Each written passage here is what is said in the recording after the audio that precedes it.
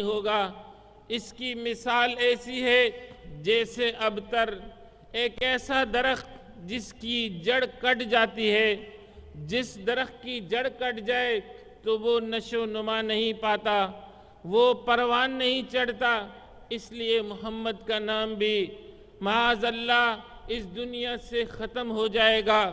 حضور اکرم صلی اللہ علیہ وسلم کی شان میں گستاخیاں کرنے والے ان بدبختوں کے مقابلے میں اللہ نے اپنے حبیب جناب محمد الرسول اللہ صلی اللہ علیہ وسلم کو تسلی دی۔ اِنَّا أَعْطَيْنَاكَ الْكَوْثَرَ، بے شک ہم نے آپ کو کوثر عطا کیا۔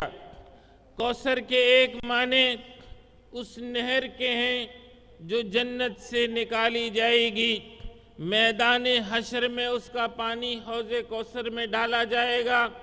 حشر کے دن جب سورج اتنے قریب آ لگا ہوگا، ہر شخص اپنے اپنے پسینے میں ڈوبا ہوا ہوگا، اس حشر کے دن جس نے اس کوثر سے حوض کوثر سے پانی پیا، نہ اس کو گرمی لگے گی نہ اس کو پیاس لگے گی۔ اللہ سے دعا کرو اللہ ہمیں اس کوثر سے پانی نصیب فرمائے۔ فرمایا اِنَّا أَعْطَيْنَاكَ الْكَوْثَرَ، بے شک ہم نے آپ کو کوثر عطا کیا۔ ایک کوثر وہ حوض کوثر ہے جو سرکار دو عالم صلی اللہ علیہ وسلم کے تصرف میں دیا جائے گا۔ میدان حشر میں اس سے پانی جو پی لے گا اس پر حشر کی گرمی اور سختی ختم ہو جائے گی۔ حضور اکرم صلی اللہ علیہ وسلم کو جو کوثر دیا گیا اس سے صرف وہ حوض کوثر ہی مراد نہیں۔ کوثر کے معنی خیر کثیر، بہت زیادہ بھلائی، بہت زیادہ عظمتیں، بہت زیادہ رفعتیں، آپ کی شان کو بہت زیادہ بلند کر دیا۔ اِنَّا أَعْطَيْنَاكَ الْكَوْثَرَ، بے شک ہم نے آپ کو خیر کثیر عطا کیا۔ حضور اکرم صلی اللہ علیہ وسلم کی شان مبارک کو دیکھیے، جتنے انبیاء آئے محدود وقت کے لیے آئے، محدود علاقے کے لیے آئے، اپنی اپنی قوم کی جانب بھیجے گئے، لیکن جب محمد مصطفیٰ صلی اللہ علیہ وسلم کو مبعوث کیا تو آپ کو کہہ دیا گیا ہے کہ آپ اعلان کر دیجئے قُلْ يَا أَيُّهَا النَّاسِ انی رسول اللہ علیکم جمیعا، میں تم سب کی جانب اللہ کا رسول بنا کر بھیجا گیا ہوں۔ اِنَّا أَعْطَيْنَاكَ الْكَوْثَرَ، بے شک ہم نے آپ کو خیر کثیر عطا کیا۔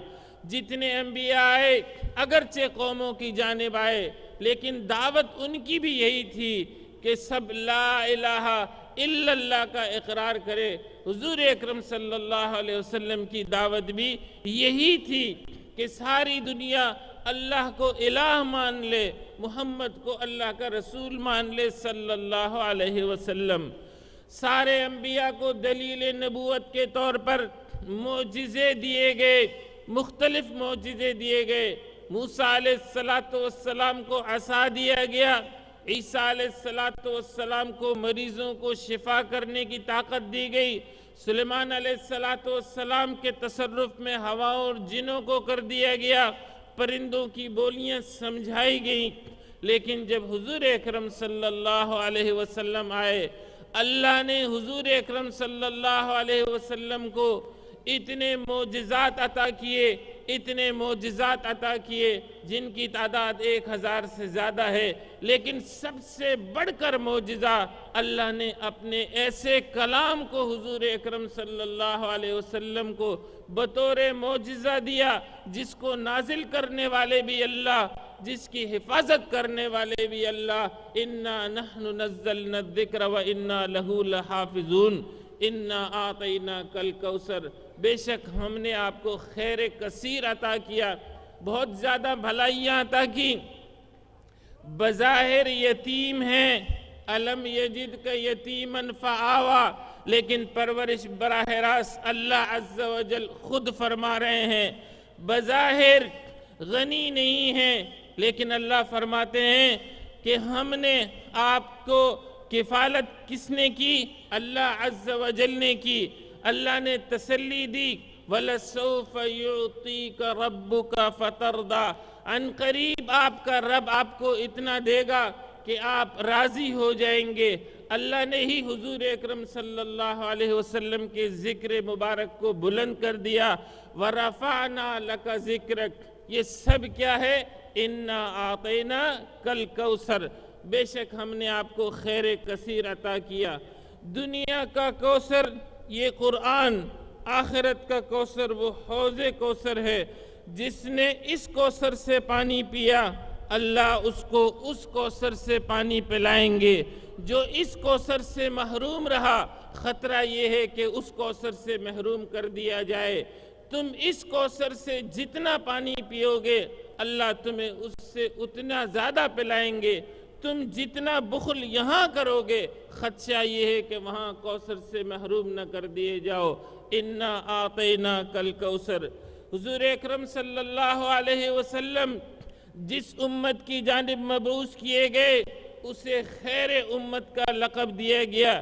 حضور اکرم صلی اللہ علیہ وسلم سے پہلے جتنے انبیاء آئے وہ سارے انبیاء ہیں، لیکن جناب محمد الرسول اللہ صلی اللہ علیہ وسلم امام الانبیاء ہیں۔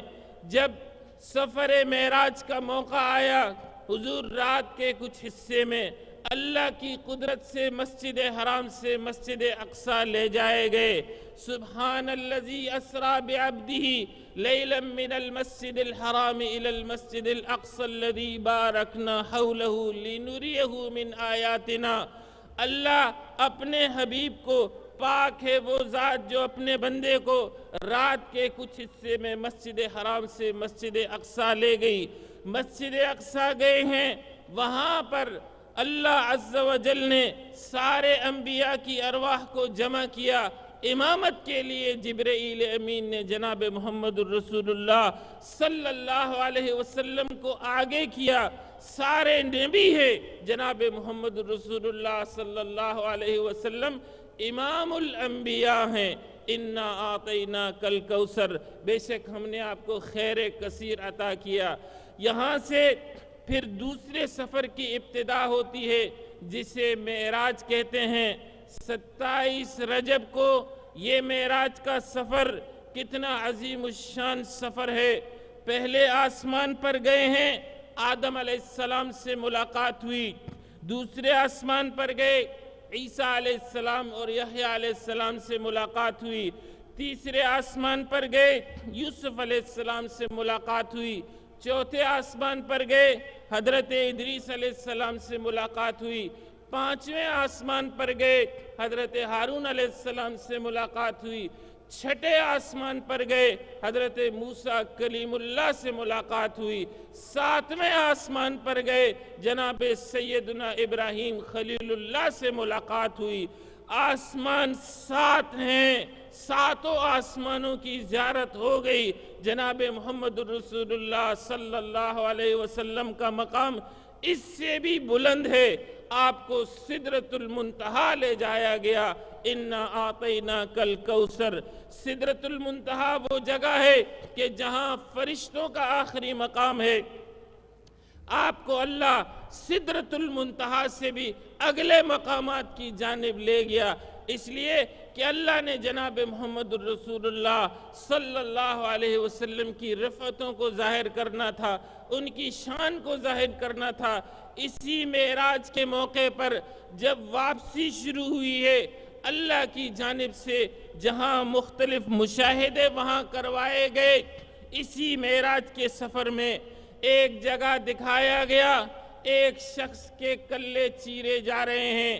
ایک جانب سے چیرے جاتے ہیں، ادھر تک پہنچ جاتے ہیں تو دوسری جانب سے چیرنا شروع کر دیتے ہیں، ادھر تک پہنچتے ہیں، یہ پہلا درست ہو جاتا ہے، پھر دوسرے کو چیرتے ہیں، وہ دوسرا درست ہوتا ہے، پھر چیرا جاتا ہے، یہ ایک سلسلہ جاری ہے۔ حضور پوچھتے ہیں اسے یہ عذاب کیوں ہو رہا ہے؟ جواب ملتا ہے یہ وہ شخص ہے جس نے جھوٹ کو اپنی عادت بنا لیا۔ آگے گئے، ایک شخص کو دکھایا گیا جو لیٹا ہوا ہے، ایک شخص دور سے آتا ہے، ایک بڑے پتھر کو اس کے سر پہ مارتا ہے، پتھر دور جاتا ہے، جب تک وہ پتھر لے کر آتا ہے اس کا ٹوٹا ہوا سر پھر جڑ جاتا ہے۔ حضور پوچھتے ہیں یہ کیا معاملہ ہے؟ بتایا جاتا ہے کہ یہ وہ ہے جو قرآن سے غافل تھا، اللہ نے اسے قرآن کا علم دیا، رات کو بھی اس نے سوتے میں گزار دیا، دن کو بھی اس پر عمل نہیں کیا ہے۔ آگے گئے ہیں، ایک تنور دکھایا گیا ہے، ایک ایسا تنور جس میں بے لباس مرد اور عورتیں ہیں، آگ کی لپٹ سے اوپر آ رہی ہیں، پھر آگ ٹھنڈی ہوتی ہے، نیچے جاتے ہیں۔ حضور پوچھتے ہیں یہ کیا معاملہ ہے؟ بتایا جاتا ہے یہ وہ عورت اور مرد ہیں جنہوں نے عفت و پاک دامنی کے بجائے زنا کا راستہ اپنایا۔ آگے گئے ہیں، ایک ایسی نہر دکھائی گئی ہے جو خون سے لبریز ہے، ایک شخص اس کے کنارے آتا ہے، پھر اس کا سر پھوڑ دیا جاتا ہے، پتھر مارا جاتا ہے، یہ واپس دوبارہ نہر کے اندر جا گرتا ہے۔ حضور پوچھتے ہیں اس کے کیا معاملہ ہے؟ بتایا جاتا ہے یہ سود خور ہیں۔ میرے بھائیوں، بزرگوں، خواتین اسلام، آپ کل مجھ سے پوچھ رہے تھے معراج کا واقعہ کیا ہے؟ معراج کا واقعہ جہاں شان مصطفیٰ صلی اللہ علیہ وسلم کو سمجھنے کا ہے، وہاں اس بات کو بھی سمجھنے کا ہے کہ یہ سزائیں جو تمثیلی طور پر دکھائی گئی ہیں، تو جھوٹ سے اجتناب کرو، پاک دامنی کا رویہ اختیار کرو، قرآن سے محبت کو اپناؤ، سودی نظام پہ لعنت بھیجو، دیگر برائیوں پہ لعنت بھیجو، اپنے رب کے ساتھ واسطہ جوڑو۔ یہی معراج